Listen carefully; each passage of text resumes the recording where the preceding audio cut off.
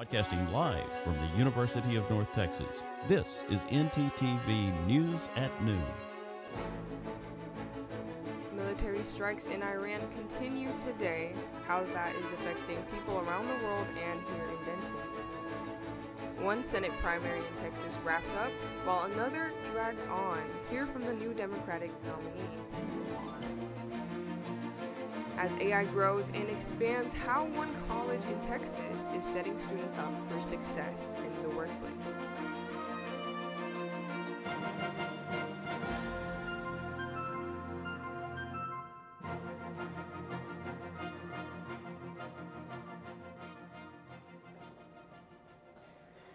Good afternoon, and thank you for joining us at NTTV News at Noon. I am Ajay Moore. And I'm Marguerite Calkins. It was a stormy night across much of North Texas last night. Some areas got several inches of rain. That's right. The storms are gone for now, but we will have more chances for severe weather soon. Let's check in with our weather anchor, Sherelle Orozco, who's got a first look at the forecast. Sherelle?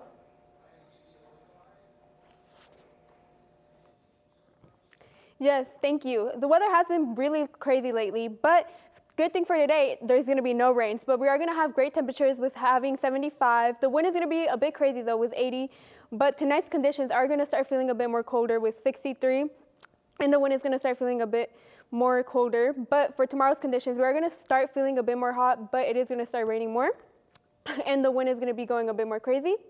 But yeah, that's all for me. Back to desk. Thanks, Sherelle. Military strikes continued in Iran overnight, and the White House says U.S. forces will start to strike even deeper into the country. As the war rages on, Americans who are stranded in the Middle East are desperately trying to find flights home. Reed Bignon has the latest. We'll go anywhere. We just want to get out. For me, when can we get out? When can we see our families again? 2 American students among many people stranded in the Middle East as the U.S.-Israeli war with Iran continues to impact the entire region. Israel pushing forward with its bombardment of Iran, including hitting military targets on the ground. We completed wave of strikes against missiles, launchers to Iran. And battling the Islamic Republic's forces in the sky. F-35 shot down Iranian fighter jet. Israel also hitting Hezbollah targets in Beirut. The Israel Defense Forces also sending ground troops into southern Lebanon. Officials say the deployment was to provide an additional layer of defense for the residents of northern Israel. The U.S. continuing its operations in the war. On Wednesday, the Pentagon publicly identified 2 remaining service members who were killed in a drone attack in Kuwait on Sunday. One of them was 45-year-old Major Jeffrey O'Brien of Iowa. Also killed in the strike was 54-year-old Chief Warrant Officer 3 Robert Marzan of Sacramento, California. They were among the 6 service members who died in the attack. I'm Reed Bignon reporting.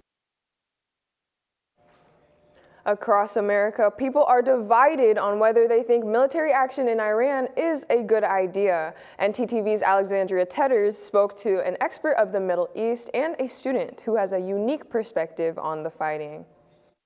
For UNT student Bella Fluhout, the attacks this weekend were personal. I cried, honestly, just because it's like I found out that her old unit is getting deployed there, and I grew up with those people. Prior to the attacks, President Trump said he was more than willing to use lethal force. Some are applauding the death of the Iranian leader, while others are questioning the entire operation. Stupid. It's stupid. We had nothing to do with it.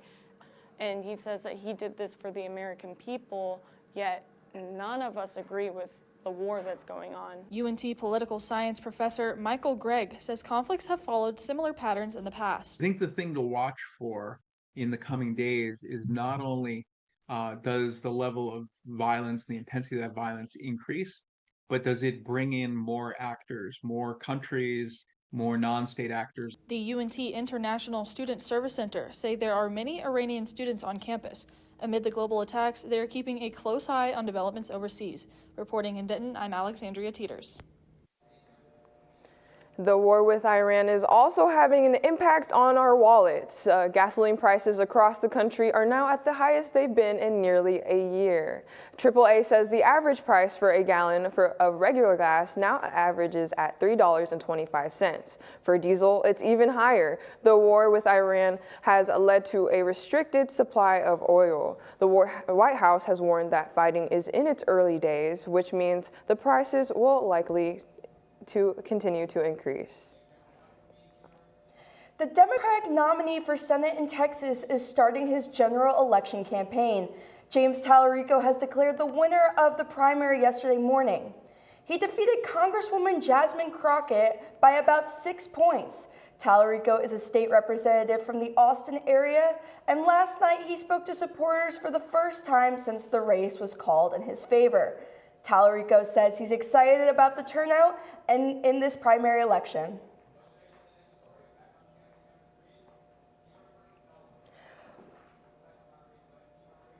While Democrats try to unify around their nominee, a bitter fight among Republicans is dragging on. Incumbent Senator John Cornyn and State Attorney General Ken Paxton advanced to a runoff Tuesday night. Neither man got the 50% of the vote needed to win this race outright, but Cornyn says Paxton is not qualified because of his past issues, including an impeachment probe and allegations he cheated on his wife. Paxton has called the 74-year-old Cornyn out of touch with Texans. Both candidates were seeking President Trump's endorsement in the primary. The president says he does plan to make an endorsement soon, and when he does, he will call on the other candidate to drop out of the race. A Texas congressman who is fighting to keep his job now admits he's had inappropriate relationships with a staff member. On Tuesday, Tony Gonzalez advanced to a runoff in the Republican primary in House District 23. Gonzalez had denied having an affair with a female staffer who died by suicide last year. But in a new interview last night, Gonzalez said it did happen. He denied having anything to do with the woman's death. Gonzalez faces an investigation from the White House Ethics Committee. He says he will not resign over this controversy. Democrats in Congress are pushing to shut down an immigration detention center in West Texas because of a measles outbreak. At least 14 active measles cases have been reported at Camp East Montana. The tent camp at Fort Bliss in El Paso is the largest ICE facility in the country. It's holding more than 3,000 immigrants. More than 100 people in the facility are being isolated due to the outbreak. Democrats say this is a risk to people living in El Paso, since detainees are being quarantined at local hospitals. Britney Spears, there's a name you haven't heard in a minute. The 44-year-old superstar was arrested late last night for allegedly driving under the influence. Police in Ventura County, California say that Spears was taken into custody at around 3 o'clock this morning. She was released shortly after 6 a.m. A rep for Spears tells The Hollywood Report, quote, "Britney is going to take these right steps and comply with the law, and hopefully this can be the first step in a long overdue change that needs to occur in Britney's life." Oh, baby, baby, how were we supposed to know that Britney would break our hearts like this? I know, but hopefully things won't be so toxic for her in the future. Coming up, we have more on tariff refunds. Plus, the concerns AI is bringing to the job market.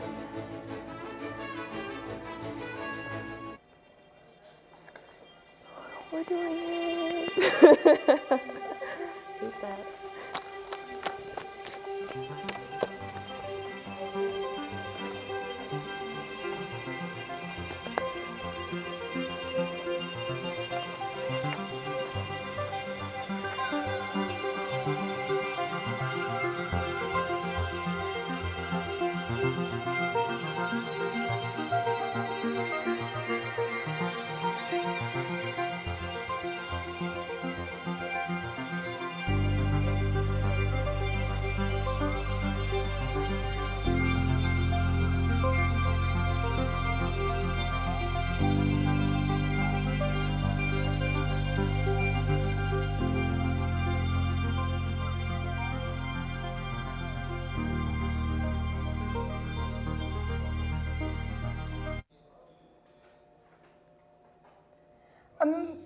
Americans who have been feeling the financial pressure from the Trump administration's tariffs may soon see some relief. Yesterday, a judge in New York ordered the federal government to start paying back more than $130 billion worth of tariffs to importers. Those were collected over the past several months. The Supreme Court ruled last month that the tariffs are illegal. Since then, companies have filed more than 2,000 lawsuits to try and get their money back. Experts warn that even if the tariffs are refunded, it will take some time for the money to be given back. AI isn't just changing the ways companies work, it's also changing how they hire. That's making some recent college graduates nervous as they enter the workplace. Claudia Puente has the story. The pipeline for getting full-time jobs now is through internships. For college seniors like Omari Emanuel, the path from the classroom to a career isn't as clear as it used to be. It's a very competitive cycle. And having to hear my friend, who was also just a recently finished freshman, having to recruit for junior year summer internship, that was when I sort of had an epiphany of having to take the process very serious. Emanuel is not alone. New data from Cengage Group shows only 30% of college graduates landed a full-time job in their field last year, with AI automating tasks that used to be entry-level. Staff at Queen's University's Center for Career Development say they're now helping students navigate fewer jobs and higher employer expectations. I remember having to book so many appointments to be able to meet with the career coach to streamline my processes in college. In this day and age, it's not enough just to write a good resume and cover letter. What we're constantly doing is educating ourselves on trends in applications, in what employers are looking for. For Emanuel, that meant he had to do more to stand out, like leaning on internships to help bridge the gap AI is creating. I wish I could have genuinely done 4 internships, but obviously that's not possible. I think it's very, very important to start early as a college student in the recruiting process to be able to get full time, because I think that opened my eyes into really what career I would like to do and what I'm interested in.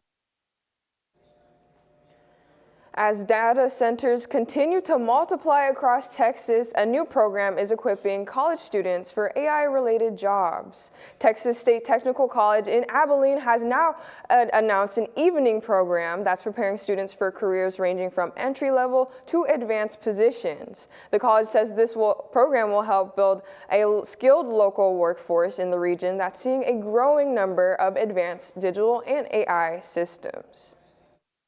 I saw a really big need coming down the road, and I was like, hey, we need to get ahead of this. So we developed a program. There's a lot of contractors and subcontractors out there that really need a ton of help right now. And it's our way of taking Abilenians and upskilling them so we don't have to bring outside people in. Abilene is 180 miles west of Denton. It is located on a project called Stargate, which is a $500 billion plan to build data centers for AI models like ChatGPT. Some people in Missouri had to evacuate their homes overnight because of flash flooding. This happened near St. Louis around 3 a.m. First responders had to help about 50 families get to safety. This was the same storm system that brought severe storms and flooding to our parts of the area. That storm may also be responsible for causing a large fire in North Texas.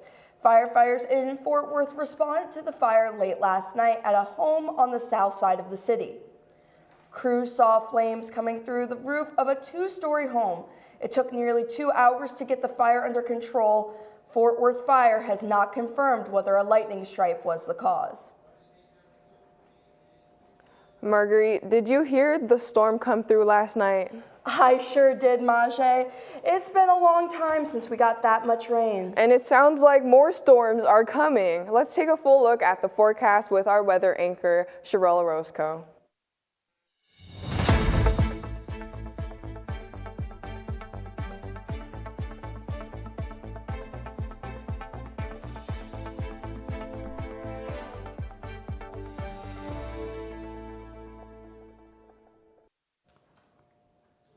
Welcome back. Yes, the weather has been crazy lately, but luckily for the temperature, it's not that bad. It's 5 outside, all over here across North Texas. It's a great time to go outside. Honestly, perfect weather to go outside, but just keep in mind the rain and stuff. But luckily for today, it's not gonna rain.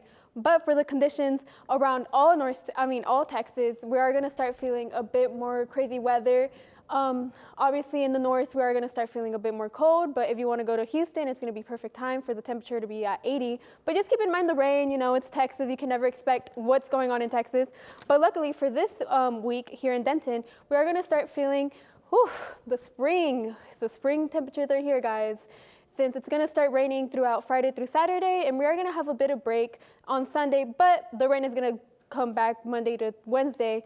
But we get a chance of a good temperature on Thursday, and that's good for our North Texas students since it is gonna be, spring break for us. But speaking about spring break, today, it's a great day to go outside and get a bit messy since luckily for our reporter, Jordan Lindsay is outside the Union explaining why today is going to be bright and colorful for today.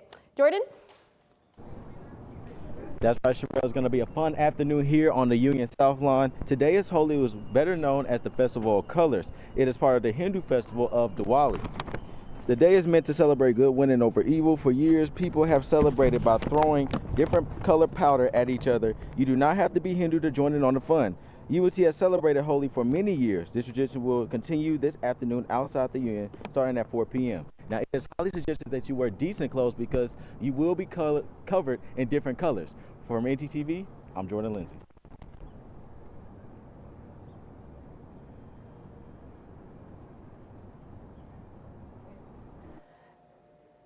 Thanks, Jordan. People in Denton have been able to make their voices heard recently thanks to some randomly selected surveys. NTTV's Chloe Marshall is here with more in this week's Seen and Heard.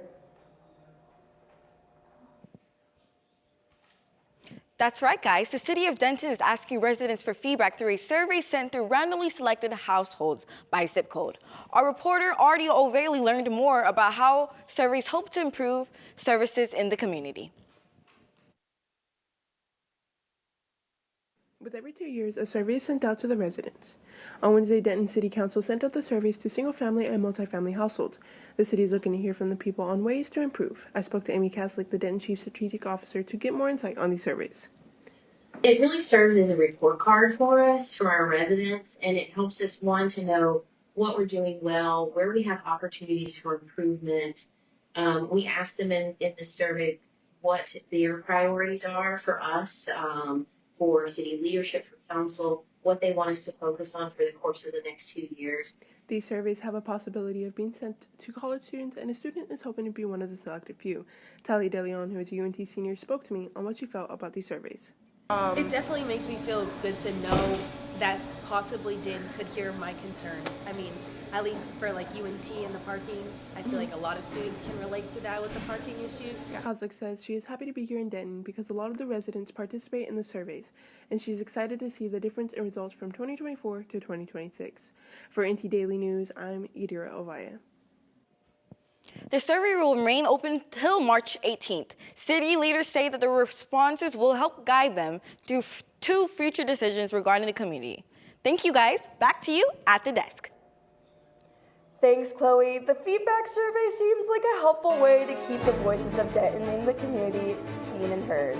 Some people who aren't feeling heard are the employees of Crooked Crust. Hear what they're saying after the restaurant suddenly closed after the break. The do's and don'ts of the pole rec center. See that man over there? Please do not hog weights. Instead, do this.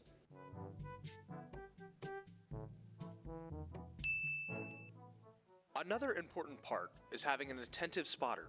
See, here is an example of a non-attentive spotter. Instead, do this.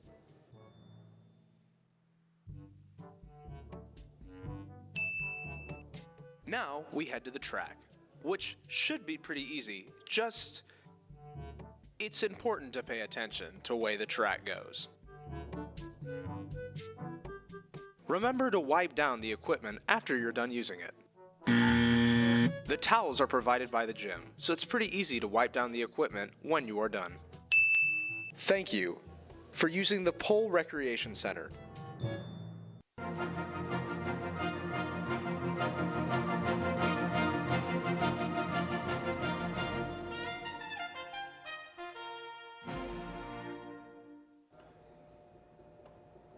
The aroma of pizza has left the air over part of campus following the closure of Crooked Crust. It was abrupt, not just to us, with speculations that the closing was kept hidden.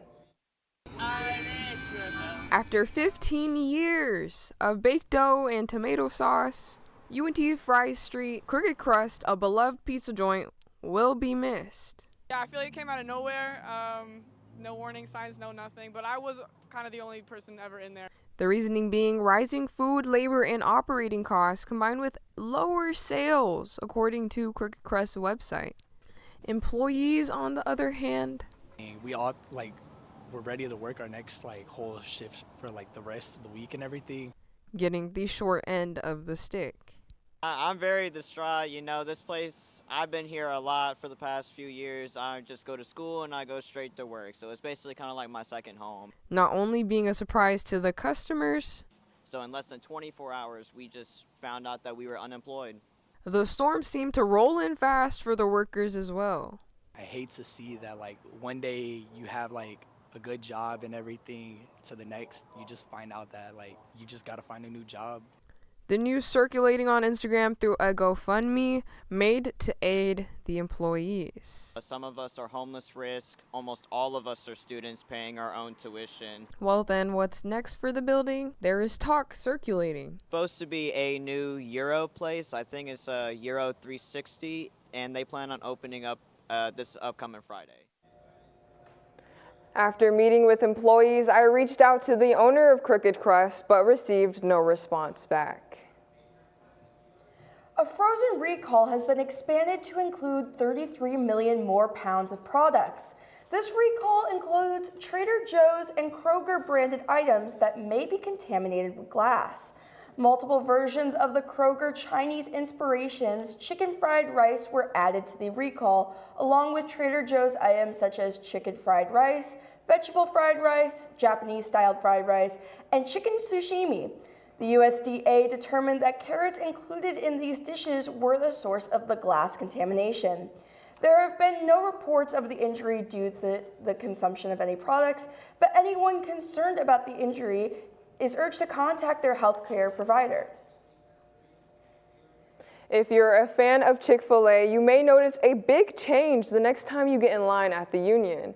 The popular chicken chain has removed pea starch from its waffle fries. That ingredient was added in 2024 to keep the fries to stay crispier for longer. But the change came after customers online complained about the flavor and the texture. You will now notice that the change the next time you order these fries. Marguerite, did you eat breakfast this morning? Unfortunately, I did not. I was in a bit of a rush, but how about you? I didn't either, but it's been called the most important meal of the day until a new study shows I might be all right. We might be all right. Registered dietitian with Cleveland Clinic says there can be benefits to eating breakfast, like cognitive function enhancement and appetite control. But those who skip breakfast may find they may have a clearer mind or more alertness and better digestion. So either way, experts say the best thing to do is to listen to your body. One thing I'm not skipping is UNT basketball. We're hoping to see them in the postseason. And there was some exciting action last night. Jeremiah Patterson is here with more on that. Jeremiah. That's right, guys. Up next, UNT men's basketball wraps their regular season. We take you behind the scenes with student media, and the Dallas Stars are on a 10-game winning streak. Stay tuned. And now we return to Fabric of Passion. Oh, Hector, it will be so hard for us to part, but we must. But, my love, what did I do? I thought we were meant to be together forever. I am so disheartened to say that you're just not in style anymore. But you will be, to someone else, in a better place. You're gonna shred me? No. I'm donating you. to one of the many clothing donation boxes available on campus. There is one in the Union by the Syndicate and one on Union Circle Drive. Oh, well, why didn't you just say so? I'm gonna be someone's new shirt. I thought you'd be more distressed. Oh, absolutely not. It was cramped in your closet anyways. Maybe you would like to be shredded after all.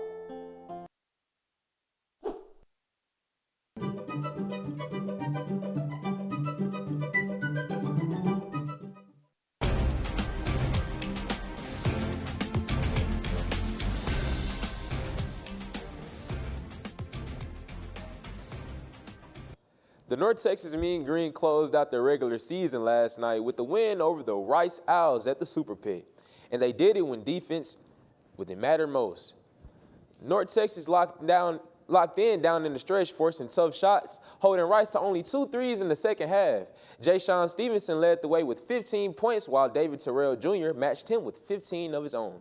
Josiah Shackelford added a double-double, providing a big presence inside as the Mean Green finished strong, winning 62-58. With the regular season complete, North Texas now turns its focus to the conference tournament, hoping to carry that defensive momentum into postseason play. While fans see the final score, they don't always see what goes into putting a game on the air. I took a closer look at the student media members working hard behind the scenes to bring North Texas athletics to life. And from college to athletics, the NHL, the Dallas Stars are on an absolute roll. Dallas has now won 10 straight games, setting a new franchise record and heating up at the perfect time. Dallas has found consistency on both ends of the ice, getting scoring from multiple lines while their defense and goaltending continue to shut down opponents. With the playoffs approaching, the Stars are building serious momentum and looking like one of the top teams in the Western Conference. Dallas will look to keep that streak alive in their next matchup as they continue to push toward the postseason. Back to you at the desk. Thanks, Jeremiah. If you're ever needed to release some stress, a new video game lets you become the ultimate Karen. The real-life simulations are based in a shopping mall. The avatar is a chaotic blonde who is seen storming inside to demand a refund. In true fashion, Karen destroys several stores after she doesn't get her way. The company that created this game says the goal for players is to be the worst person on earth. A release date has not yet been announced. Well, Marguerite, do you think you'll play this game? Honestly, I might have to give it a try. It might be a good way to, learn what Karen's like just in case you experience one out in the real world. Exactly, and it's never too late to become a Karen. Well, thanks for watching NTTV News at Noon. I'm Majay Moore. Join us again tonight at 6 here on North Texas Television.